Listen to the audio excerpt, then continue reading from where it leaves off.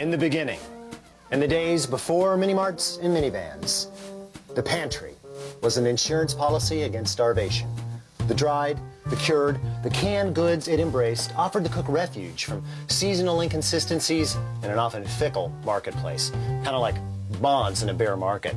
But today, the properly stocked pantry is still a culinary port in a storm, a secret garden where the appetite can roam without fear of runaway grocery buggies. Alas, many of us allow our pantries to dilapidate into garages for half-eaten breakfast bars and nightlight bulbs and cans of soup from the Carter administration. Fortunately, this is a reversible condition. Fortunately, this is Good Eats. Good Eats!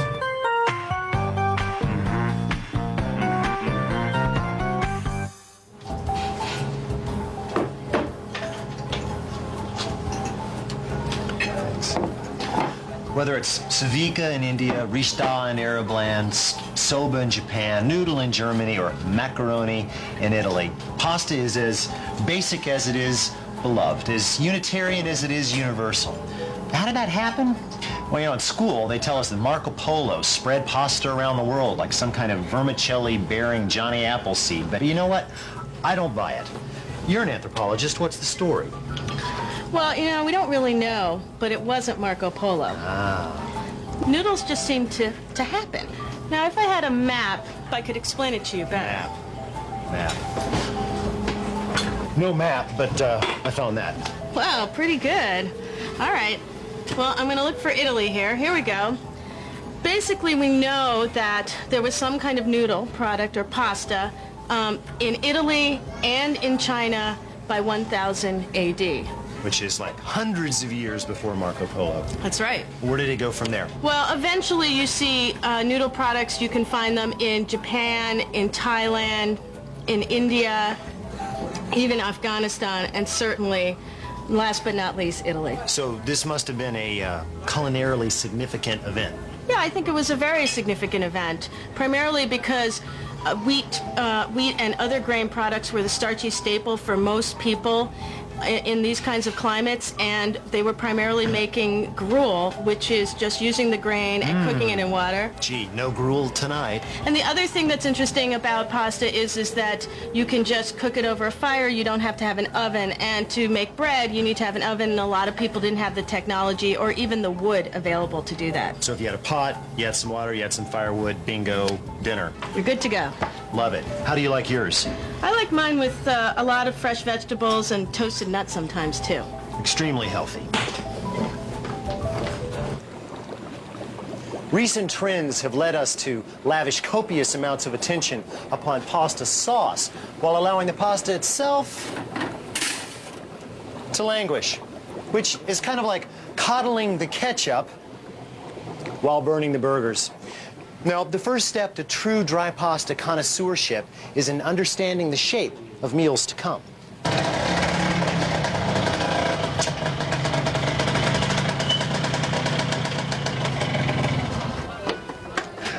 Buongiorno.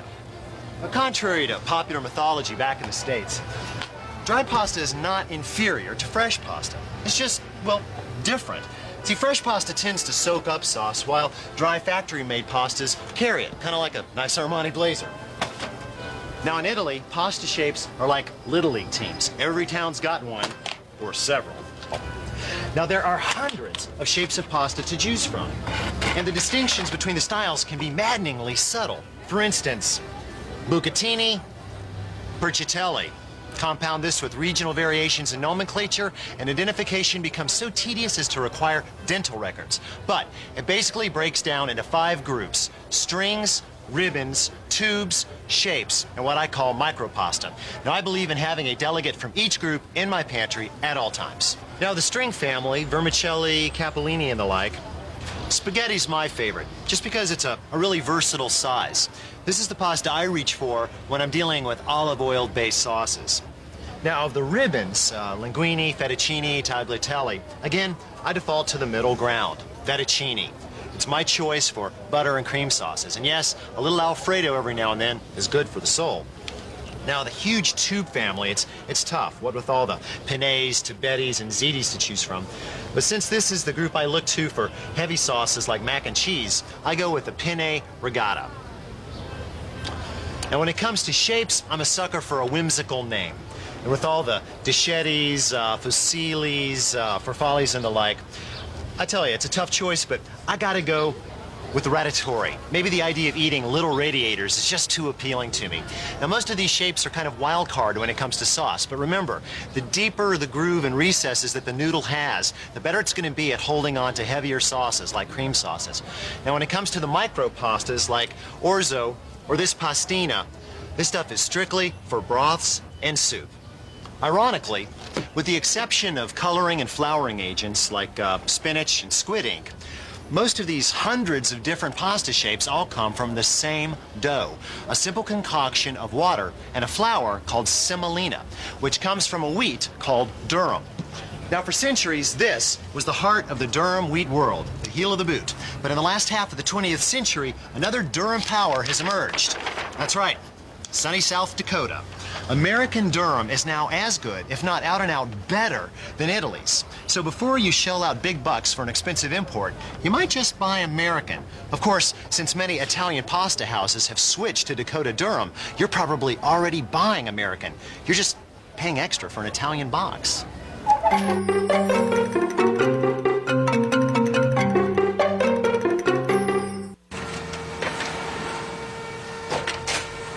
Durum flour, or semolina, is crucial to pasta making. Its higher protein content and the shape of its unusually large grains helps to prevent the release of starch from the pasta into the cooking water. Now, this protein also makes durum dough, called macaroni in Italy, very tough. I've seen a home machine actually fall apart trying to roll out the stuff. Don't try this at home. So, how is factory pasta made? Well, ribbons like tagliatelle or fettuccine are usually cut from large sheets like this one that's being rolled up. But strand shapes, tubes, all made from extrusion. And most American kids, at least, have first-hand knowledge of extrusion. Used to be, pasta manufacturers were always having to replace the bronze dies that their extruders pushed the dough through. See, semolina is so abrasive that it actually will etch the soft metal, can even wear it out. Now, the noodles that come out of dies like this have a texture to them, which can be anything from a matte finish to a downright rough surface. Now, when Teflon became available in the latter half of this century, a lot of manufacturers decided to coat their dies with a super hard material. Not only could the die stand up to the abrasive semolina, but the manufacturers found they could run their extruders at a much, much higher speed. But these new noodles, they were different. See, they had a smooth exterior, which looked great, but it didn't grab hold of sauce quite the way the old, rougher noodles did. So some smaller manufacturers, like this one in San Francisco, have actually gone back to the more fragile, persnickety bronze dies. So this is Luigi Martinelli. He's been making pasta here in San Francisco for what, 30 years? No, 1949, 50 years, right now. And he was just telling me a secret recipe for marinara, which you can't have because it's a secret. Sorry, but that's another episode. Hey, who's that? Many kind of flour. That's power. Okay, flour. You can have many kind of flour. We use the hard durum flour. In fact, you see it is yellow. It's not white. No, it's yellow, yeah. It's the best flour that money can buy. And then we combine that with semolina, pure gourmet semolina. We do 60% semolina, 40% flour. Regular flour. That gives you just enough hardness, just enough protein. Just beautiful combination. Eggs, of course. Now, what happened if you use just all semolina? What would happen? Will it fall apart? No, it won't come out. 2 minutes in the hot water, boiling water. That's it. It's all done. 2 minutes. 2 minutes, because you guys don't dry it all the way. Yeah, 2 minutes. If you were to dry it in a drying cabinet, it might take 5 minutes. You're not going to retire anytime soon, are you? No. Okay. I'm only 74. 74, that's like nothing. I got you like a teenager. Yeah, about 80.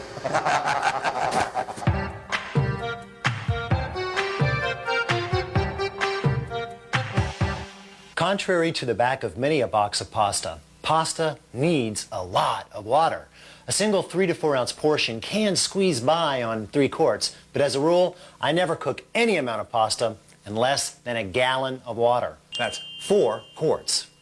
8 pints, or 16 cups, or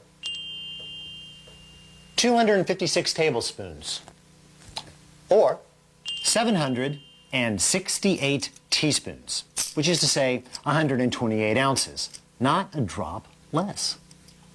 A pound of pasta, roughly enough for 4 adults. I go 6 quarts. 2 pounds, and I get another pot. Now this much aqua demands a vessel of considerable volume, no? All I want from a pasta pot is volume. Of course, since it's going to be home to anywhere from 8 to 14 pounds of boiling water, light would be a plus 2. My choice, commercial grade aluminum. It's light, it's strong, it's versatile, and if you buy it in a restaurant supply store, it's pretty cheap to boot. And a pot like this is going to have a life well beyond pasta. Truth is, you can cook almost anything in it, but beware of foods that are high in acid, like, say, tomatoes. They don't get along real well with aluminum. But anything that cooks in water, pasta, potatoes, large batches of stock, this is your vessel of choice. But remember, in a place like this, everything's a la carte, so you'll need to pick up a lid separately.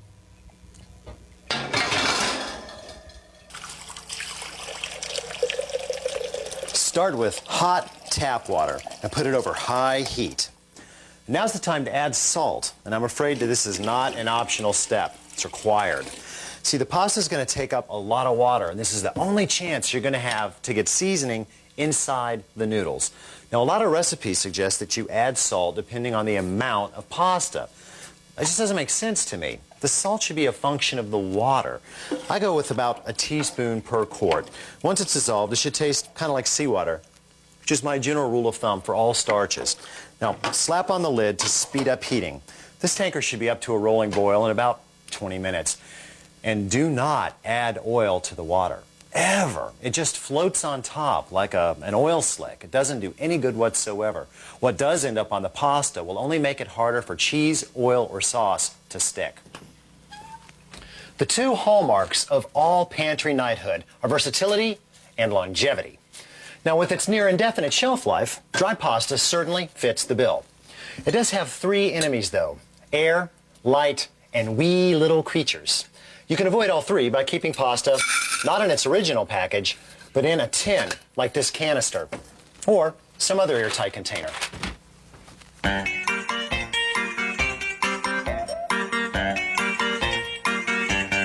Now that we've got a big pot full of lots of boiling water, take a spoon or tongs or some kind of implement in one hand and the pasta in the other. Now I'm going with my favorite, spaghetti. 3 ounces per diner. It's a good size average entree. I've got 4 servings here. Okay, pasta into the boiling water. Now fan it out. Don't drop it in like a log. Immediately push the strands down into the water, gently. Go easy or you'll break them. And all this water is inflicting major changes on the proteins and starch on the outside of the strand. Now my pet theory is that stirring at this stage is smart. I figure that all the bending around somehow affects the way the pasta takes water. So stir for 30 or 40 seconds. Now we want the water to come back to a boil as quickly as possible, so cover the pot, at least partway, until it's rolling again. Now at that point, you might want to turn it down just a little bit to avoid boilovers. Now the reason that boilovers happen is that, see, when the pasta goes into the water, starch just floats off. And starch allows the water to make and hold on to bigger bubbles. The bubbles stack up, and bingo, boil over. It's just another in a long list of reasons to use a big pot and a lot of water. Okay, total cooking time will of course depend on the shape and size of the pasta you're cooking.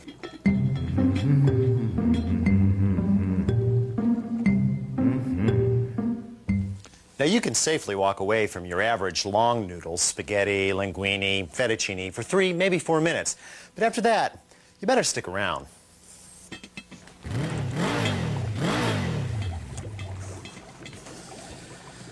Okay, 4 minutes has gone by. Time to start tasting. Now, there's no mystery to getting pasta right. We're not going to employ a medium or break out a Ouija board. We're not going to throw it against a wall or smash it under a chair leg. We're going to taste it. The way we see it, pasta's like chicken. It's either raw, done, or overcooked. It's that simple. Now fish out one strand, hold it by both ends, kind of tug it a little.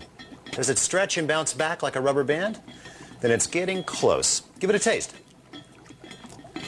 If it's springy, then you're past the crunchy stage, but you still could be in the unappealingly chewy stage, the primary symptom of which is that it kind of sticks in your back teeth. These have a couple more minutes to go. Give them a stir. Oh, geez, I'm late for a party.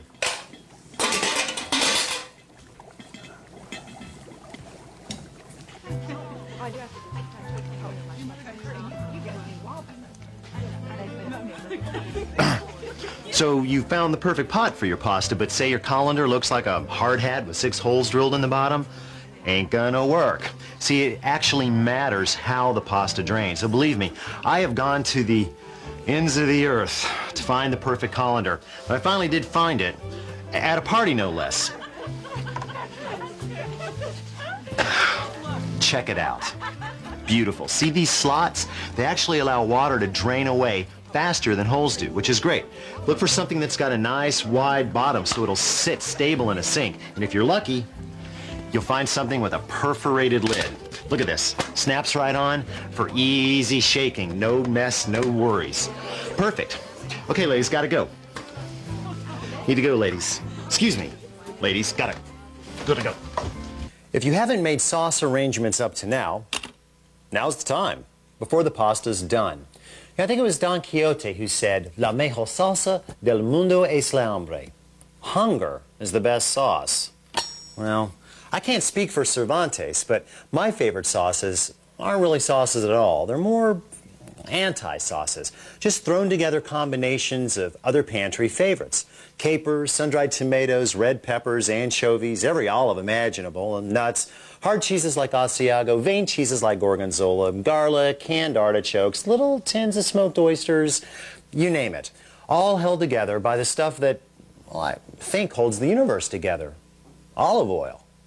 Now, the finest cold-pressed oils are extracted by pressure alone. Extra virgin comes from the very first cold press and contains only 1% acid, which explains not only its fruity aroma and verdant color, but its price. Now, this one is not for any high heat cooking, just salad dressings and dipping. Now, virgin olive oil is also made from the first press. It has a slightly higher acid content. Regular straight olive oil usually contains a blend of refined olive oil and virgin olive oil. Light olive oil has the same number of calories as other olive oils, but due to additional refinement, it's got a lighter flavor. Another result of that refinement is a higher smoke point.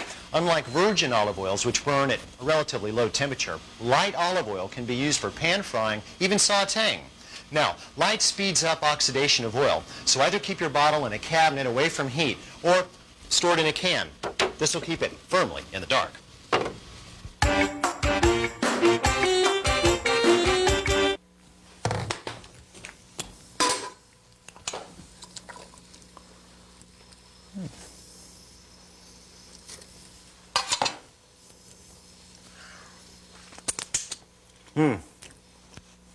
There's still a little resistance left, something for the teeth to get into. Yields, but only after a little bit of a fight. In short, it's neither a piano wire or baby food. Oh, that's too bad. Italians call this ethereal state al dente. I call it done. A few minutes underdone, actually, which is what we want, because it's going to finish cooking in our shiny new colander. Just slap on the lid and shake. Now, you don't have to shake it bone dry. A little surface water is going to help hold on to whatever we decide to add to it. Now, unless you plan to refrigerate this for later use, don't rinse it. Washing will only remove the traces of starch that are waiting, Velcro-like, to adhere to whatever sauce walks by. Now, I want to coat my pasta, not smother it. So I'm going to add a little bit of olive oil to the bottom of a large warmed bowl, along with about a teaspoon of raw garlic. And then just toss it like a salad. The point is to coat every strand while it's hot and receptive to your advances. It's plenty hot to cook this garlic. Now, as the pasta cools down really quickly, so have some warm serving bowls waiting nearby, I'm going to add in some cheese, maybe some sun-dried tomatoes,